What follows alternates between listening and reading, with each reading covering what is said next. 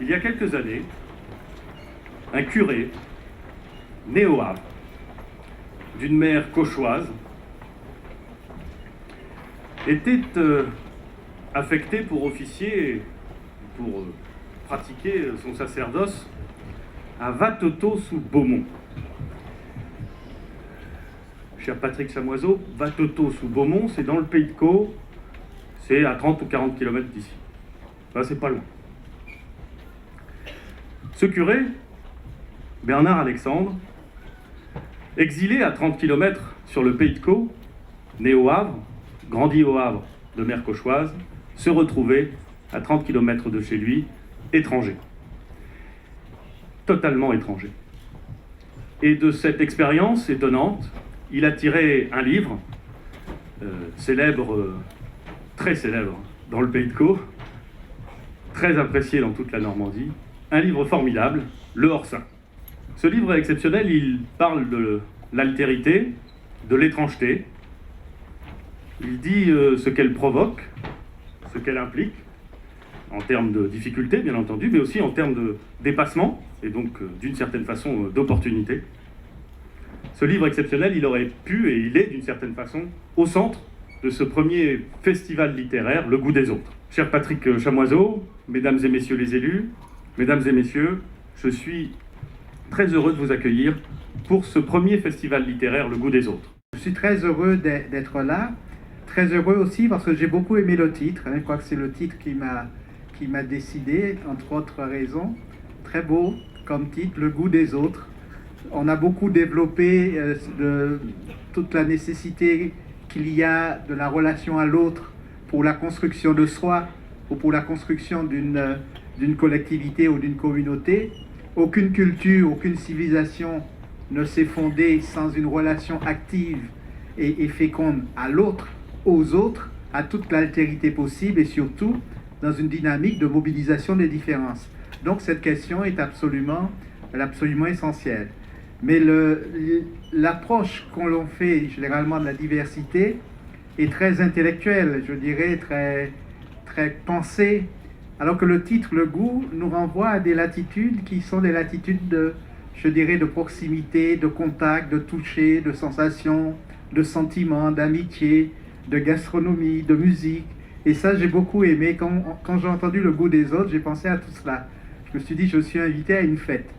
Et moi, je suis assez partisan à l'idée de faire sortir la littérature du sérieux je dirais entre guillemets, des bibliothèques, pour lui permettre de s'aventurer dans toutes les formes de convivialité, d'accompagner la gastronomie, d'accompagner la musique, d'accompagner les rencontres, d'accompagner la réflexion bien sûr, mais surtout d'accompagner la fête. Parce que la fête, à mon avis, c'est ce qu'il y a de plus essentiel. En traversant le Havre que je ne connaissais pas, enfin j'étais venu il y a très longtemps, je ne reconnais absolument rien. Je trouve une très très belle ville et il me semble que les espaces de convivialité sont extrêmement développés. Et quand je vois un lieu comme celui-là, je me dis que c'est un lieu polyvalent où la littérature doit être, mais bien sûr tous les arts.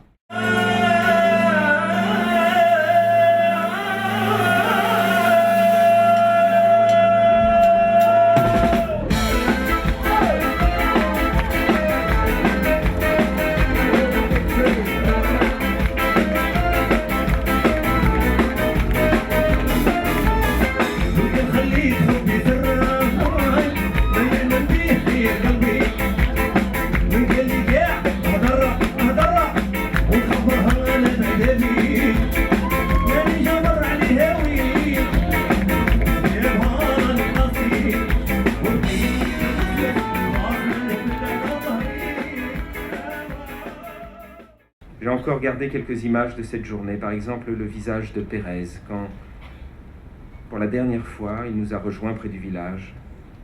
De grosses larmes d'énervement et de peine ruisselaient sur ses joues, mais, à cause des rides, elles ne s'écoulaient pas. Elles s'étalaient, se rejoignaient et formaient un vernis d'eau sur ce visage détruit. Il y a eu encore l'église et les villageois sur les trottoirs, les géraniums rouges sur les tombes du cimetière, L'évanouissement de Pérez, on eût dit un pantin disloqué. La terre couleur de sang qui roulait sur la bière de maman, la chair blanche des racines qui s'y mêlaient, encore du monde, des voix, le village, l'attente devant un café, l'incessant ronflement du moteur, et ma joie quand l'autobus est entré dans le nid de lumière d'Alger, que j'ai pensé que j'allais me coucher et dormir pendant 12 heures.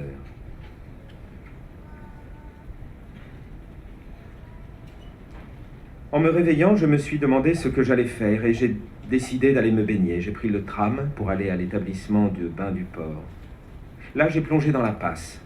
Il y avait beaucoup de jeunes gens. J'ai retrouvé dans l'eau Marie Cardona, une ancienne dactylo de mon bureau dont j'avais eu envie à l'époque. Elle aussi, je crois. Mais elle est partie peu après et nous n'avons pas eu le temps. Je me suis hissé à côté d'elle sur la bouée.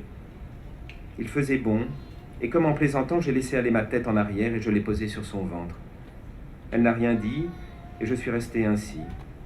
J'avais tout le ciel dans les yeux, et il était bleu et doré.